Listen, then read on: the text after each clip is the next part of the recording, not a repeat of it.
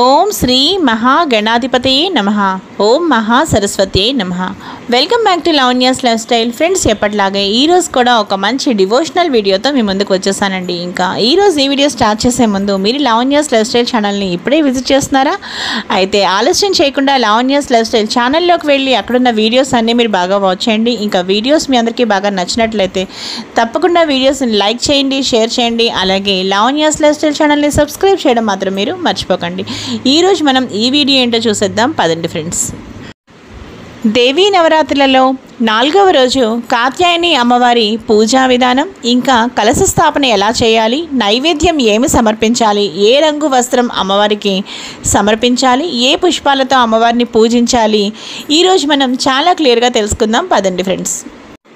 కాత్యాయని దేవిని పూజించడానికి ముందుగా చక్కగా పూజా స్థలాన్ని శుభ్రం చేసి కలశం స్థాపించి చక్కగా దీపారాధన చేసి ఆ పైన ధూపం వేసి పసుపు కుంకుమ ఎర్రటి పువ్వులతో అమ్మవారిని చక్కగా పూజించాలి. ఇక మార్గశిర మాసంలోని మంగళవారాలు లేదా నవరాత్రుల సమయంలో కాత్యాయని వ్రతం చేసుకోవడం చాలా శుభప్రదం. ఇక ఈ పూజ వలన వివాహం కావలసిన వాళ్ళకి చక్కగా సకాలంలో వివాహం జరుగుతుంది.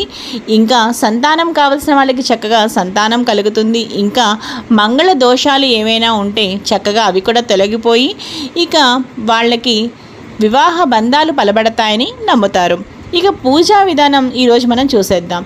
కాత్యాయని పూజా విధానం: చక్కగా స్థలాన్ని శుభ్రం చేసి పూజకు ముందుగా పూజా స్థలాన్ని ఇంటిని శుభ్రం చేసుకోవాలి. కలశ స్థాపన: ఒక కలశం పవిత్రమైన పాత్రను స్థాపించి దానిపై ఒక పుష్పం ఉంచాలి.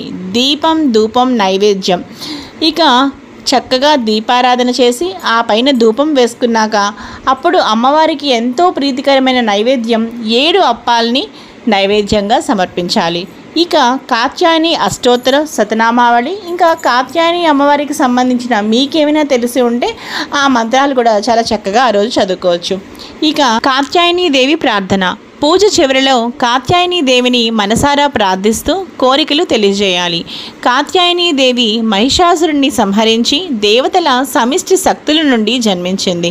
కాత్యాయని ఋషి ఆశ్రమంలో ఆమె కిరణాలు చక్కగా వెలువడ్డాయి. అందుకే ఆమెను కాత్యాయని కుమార్తె అని కూడా అంటారు. కాత్యాయని వ్రతం యొక్క ప్రాముఖ్యత: ఇంపార్టెన్స్ ఆఫ్ కాత్యాయని వ్రతం. వివాహం సకాలంలో జరుగుతుంది.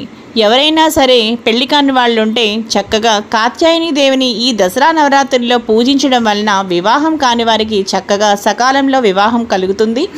ఇంకా చక్కగా సంతానం కూడా కలుగుతుంది. అలాగే జాతకంలో ఏవైనా మంగళ దోషాలు ఉంటే అవి కూడా చాలా చక్కగా తొలగిపోతాయి. వివాహ సమస్యలు పరిష్కారమై సంతోషకరమైన వైవాహిక జీవితం లభిస్తాయి. పురుషులు, స్త్రీలు తమ భాగస్వామి దీర్ఘాయుష్యు కోసం ఈ వ్రతం చేయవచ్చు. చూశారు కదా ఫ్రెండ్స్, కాత్యాయని వ్రతం యొక్క ప్రాముఖ్యత. అలాగే ఈ కాత్యాయని అమ్మవారిని చక్కగా దసరా నవరాత్రిలో మీరు కూడా పూజించి చక్కగా అమ్మవారి ఆశీస్సులను తీసుకోండి. ఇక ఈరోజు అయితే ఈ వీడియోతో ముగించేస్తున్నానండి. మరో మంచి వీడియోతో కలుస్తాను. అలాగే ఈ వీడియో మీ అందరికీ బాగా నచ్చింది అనుకుంటున్నాను. ఇంకా ఈ వీడియో మీ అందరికీ బాగా నచ్చితే తప్పకుండా ఈ వీడియోని లైక్ చేయండి, షేర్ చేయండి. అలాగే లావణ్యాస్ లైఫ్ స్టైల్ ఛానల్ని సబ్స్క్రైబ్ చేయడం మాత్రం మీరు మర్చిపోకండి. మరో మంచి వీడియోతో కలుస్తాను. Keep on watching Lavanya's life style.